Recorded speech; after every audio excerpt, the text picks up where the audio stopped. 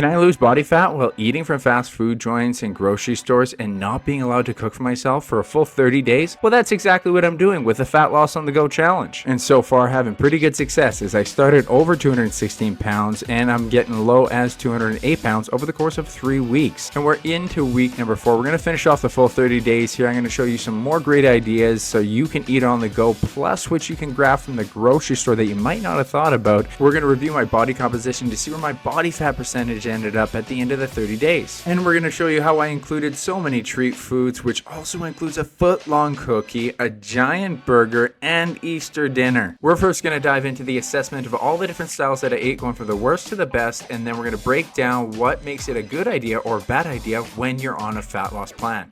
We're going to start off by telling you about 7-Eleven. Yeah, sometimes you just got to pick something up at 7-Eleven for a quick meal, but I would not suggest any sandwiches or taquitos. This is actually my routine shop I get when I'm in an airport. I'll start off with some beef jerky for some protein and some nutrients, then I'll grab some mixed nuts because that's going to come with some good fats, but I'm not going to eat the whole thing because it's calorie dense. Then I'll top off with a nice little protein shake as well. Altogether, this meal turned out to be 640 calories and 72 grams of protein. So I probably could have eaten less of the mixed nuts, but it wasn't a very filling meal because all of this is so very small when you put it all together. But it wasn't a very small cost as it came out to over $16, and this is simply because beef jerky is so expensive. If I did it again, I would just double up on the protein shake and then have the mixed nuts with it because it's way cheaper to get my protein intake and it has vitamins and minerals in it. So overall, this meal was very convenient. It was very high protein, but the calories were really high for having low satiety, and it was moderately expensive for having such a low volume of food. So I'm going to rate this a C- overall.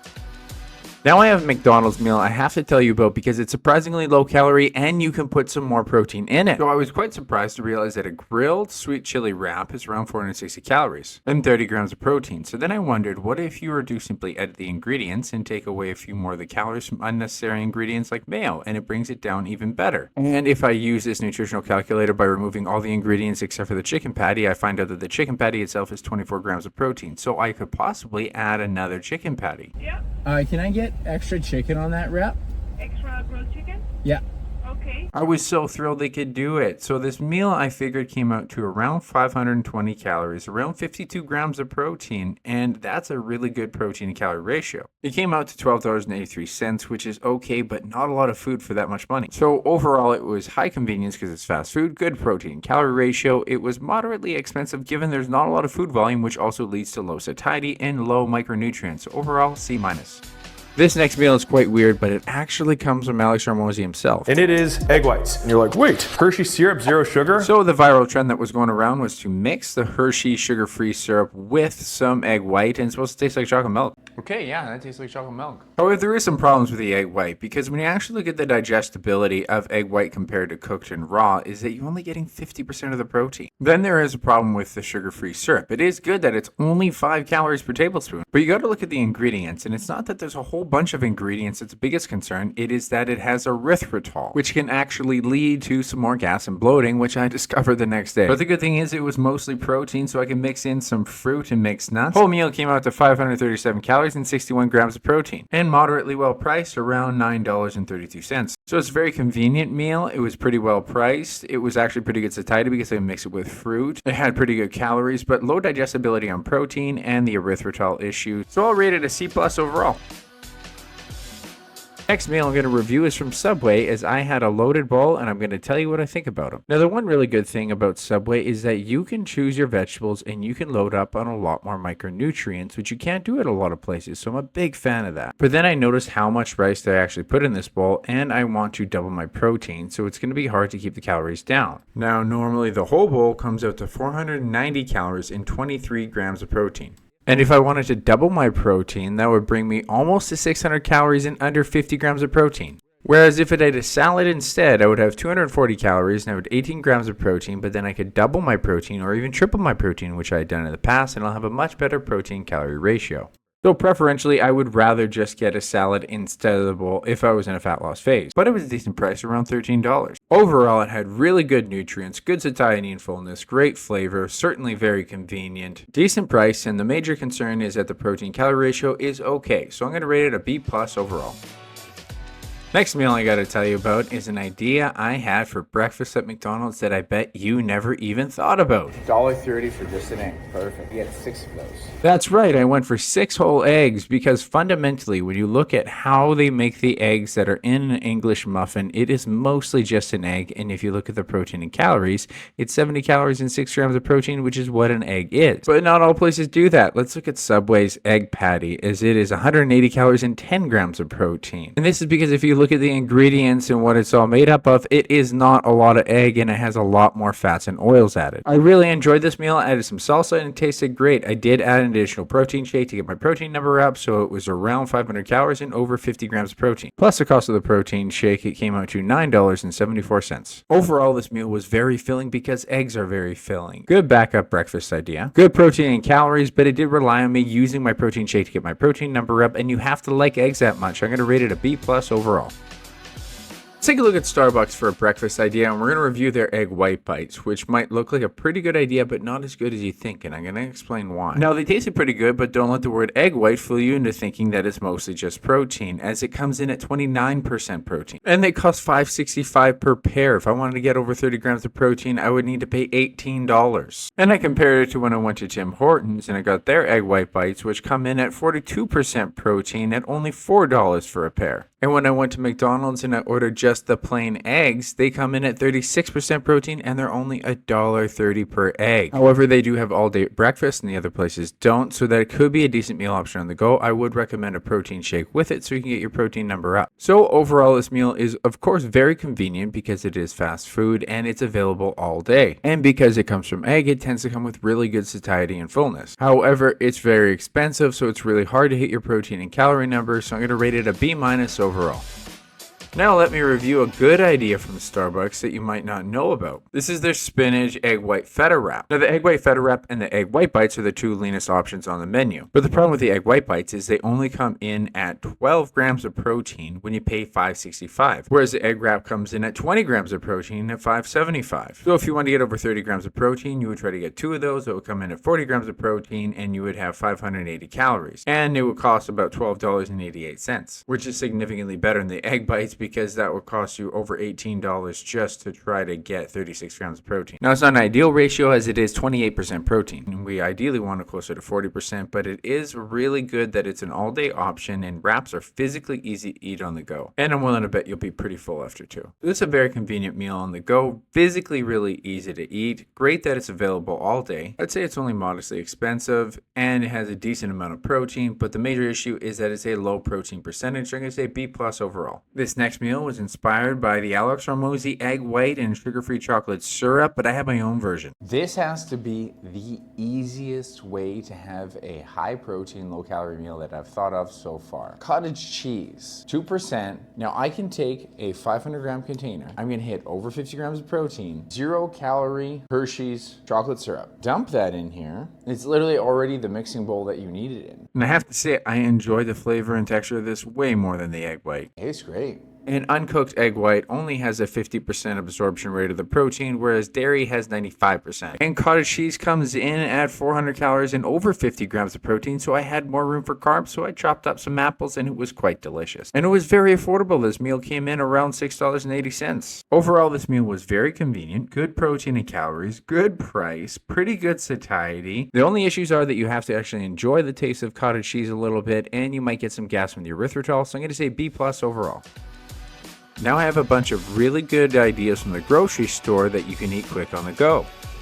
Have you ever considered just having some canned chili around for a backup meal on the go? However, I wouldn't recommend that you keep the classic normal chili around, as it can come in over 500 calories and only 27 grams of protein, which is only 20% protein. So instead, I pick up the vegetable garden variety, as this is going to come in within lower calories. However, the total protein number is still very low, but because I have room in my calories, I can simply protein anchor it myself. So I pick up some pre-cooked chicken strips, and then later on, I will combine them, and it will end up at a pretty good protein calorie ratio. This whole meal ended up at 500 282 calories and 57 grams of protein. And this meal is very affordable because cans of chili are so cheap to have on hand. In total, this meal only costed $8.40. Overall, this meal was very convenient because it stores well, good protein and calories, good fullness, good nutrients, pretty good for affordability.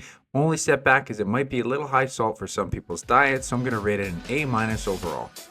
Have you ever thought about having some canned soup to have on hand as a backup meal idea? So soup is actually going to be very low calories if you get the right type. The whole can only comes out to 268 calories. And whatever type you get, make sure it comes with a lot of vegetables as it'll come with more fiber and nutrients. Now it is low protein, but we're going to protein anchor it with my other idea. You could use pre-cooked chicken strips, but instead, why not have some canned meats on hand, like having some canned ham? This came in at 47% protein. And so this meal was so easy and quick to put together, and it's so convenient because it can store for weeks. Came out to 579 calories and 50 grams of protein. And because canned soup and canned meat is so cheap, the whole meal is very affordable at $5.69. Now the salt content is going to be very high, but that's only a major concern if you have high blood pressure, in which case I just wouldn't have these very often. Overall, this meal is convenient because it stores very long, good protein calorie ratio, very affordable, decent for nutrients, and pretty good for satiety, but the salt is the major concern, so I'm going to say A- overall.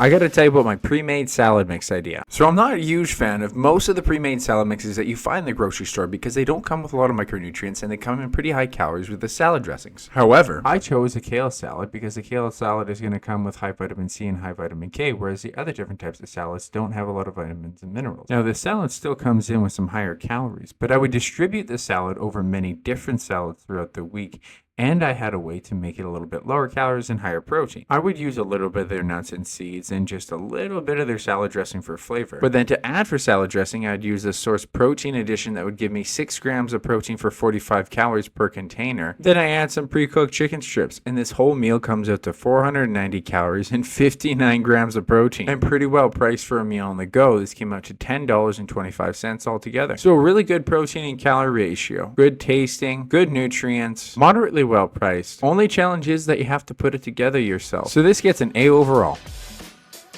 I had a family gathering while I was doing this challenge, and it was my job to bring the salad. So if you're busy and you got to bring salad for your family, this is how I do it. I would get the pre-made salad mix, and I'm going to go after the kale mix because it has more nutrients. Now this looks like it's going to feed a lot of people, but we have a very large family, and I have a style that I'm going to even increase the nutrients better and increase the protein better. So first thing I do is I make sure I add more spinach to it. This is going to give it more vitamins and minerals, and I rip it up in there so it's easier to eat. Then I get an entire container of the Source protein yogurt because this stuff comes in at 45% protein. I use the light poppy seed dressing to keep the total calories lower. And I only use a modest amount of their candied almonds and a handful of the mixed nuts that I brought as well. And I gotta be completely honest, I don't know the right protein and calories for this meal, but I just tried to lower the calories and increase the protein the best I could. What's even more important is that my family enjoyed it and I enjoyed the time I got to spend with them, because not all meals have to be perfect. We just try to do what we can and make sure we enjoy the company while we're doing it. And my family made an amazing dinner. I even got to have myself a whiskey and got to try out the mini egg cheesecake, and I shared a slice with Angelina. And this is just one of many treats, as me and Angelina also shared our imperial cookies and lattes because it's a very important ritual for us on the Saturday and Sunday. I also went to the burger place, which is, by the way, the best burger place in Winnipeg. It has been around a very long time, and they make the best greasy burger in the city. So I had myself a double bacon cheeseburger with a little bit of chili on it and a side of onion rings, and I gotta tell you, if you're in Winnipeg, if you're looking for a burger, this is the place to go. However, by far my favorite treat came from Subway. I ordered something I wanted to do for so long. You got the footlong cookie? I'll get that footlong cookie. That's right, I got myself a footlong cookie. Now, initially, I wanted to have this in a healthy way. I was just going to measure and portion it out so I could have a little bit of a treat along with a high-protein meal at the end of each and every day. And it initially worked pretty well. I did it for the first couple days, but then it was just tasting so good, I really wanted to go after it. So I set up my whole day so I could eat the rest in one sitting. Simply, I started off with a microwavable dinner that was very lean, and I added some protein to it. This came out to 431 calories and 54 grams of protein. That day I also used my kale salad mix, which came out to 460 calories and 54 grams of protein. The other meal I had was my yogurt, protein, and fruit bowl, which came out to just under 400 calories and 55 grams of protein. Now if I add all those 3 meals up, I'm only at 1,288 calories. My deficit goal is 2,300 calories, which means I have somewhere around 1,000 calories of freedom and I could still be losing weight. I estimated it had around 800 calories left in the cookie, and you better believe I put that in the air fryer to make it nice and fresh. I added some chicken and a protein shake, and I estimated this was just over 1,000 calories and 52 grams of protein. And holy hell was that cookie delicious. Now after all those treat meals, after all that eating on the go, how do you think the scale ended up? So this is why you weigh in every single day. You're going to notice sometimes the weight goes up, it goes down, sometimes it stays the same, and that can get frustrating, but you only want to pay attention to the 7-day trend. So if we highlight the 7-day trends, I started at 214 pounds and I ended this challenge at an average of 208.3 pounds. And it's great to look at trend lines to see what you're losing on average per week. And over the course of the 30 days, I was losing 1.4 pounds per week. We also checked my waist measurement. My waist started at 37 inches and I got down to 35.5, so an inch and a half down. Lastly, we did skin fold measurements to estimate where my body fat percentage might be. We did it at the start, at the middle, and at the end. I began the challenge at 11.2% body fat. Halfway through, I was at 10.8% body fat, and I finished it at 10.4% body fat. And so that means I lost about 0.8% body fat overall over the course of the 30 days, which is pretty darn good given how many treat foods, how much I'm eating on the go and still losing body fat. So you might be thinking he must be working out like a savage, doing so much extra strength training, doing a whole bunch of cardio in the gym. But that's false. I set out a challenge for myself to do 30 to 35 minute workouts at most every single time I was in the gym. I would time myself, and if it was 30 minutes, I had to wrap up and I had to leave the gym floor. I did 2 heavy lower body days, 2 heavy upper body days, 1 high intensity interval cardio day, not because it burns more calories, but because it's good for heart health. Other than that, I was just walking my dogs 2 to 3 times a day so I could get near 10K steps a day, and that's all I was doing. I know I'm making this sound easy, but it is not. It takes a great deal of planning to make sure that you're making the right choices when you're going grocery shopping. You got to do your research if you are going to eat out to make sure you have something that's low calorie and high protein. And you have to be okay with some repetitive routine. I had the exact same breakfast most days, which is just a protein shake and a protein bar. And I finished off my day with my protein fruit dessert bowl because both of these meals are very low calorie and very easy to put together, and they leave me full. And that's how I'm able to have the cakes and the cookies and the burgers and still lose body fat while I do it. But that doesn't mean you should eat out all the time because it's very expensive to do so. And I'm going to break down some numbers so you can see how big of a difference it makes. Week 1 total weekly cost was $273.73. Week 2 was $273.93. Week 3 was $237.43. And the 4th week was $223.24. And I add up the whole 30 days. It cost me $1,008.34. And that, my friend, is why I changed the Fat Loss on the Go challenge in the next few months after. It was just too expensive to sustain this over a long period of time. The video you just saw was a summary of way back in March when I initially started the challenge. And as I release this, it is now June, and I did keep this theme going throughout April, May, and June, but I cut it down to eating out about 2 to 4 days out of the week. And the progress is still going very well as I'm getting very close to getting under 200 pounds, which was my goal. So make sure that you hit that subscribe button because I still have way more fast food ideas, more restaurants that you can eat at if you're out with your family, and certainly a lot of treat foods along the way. Because I want to show you how even if you're busy, you can still lose body fat, keep eating cookies while you're doing it.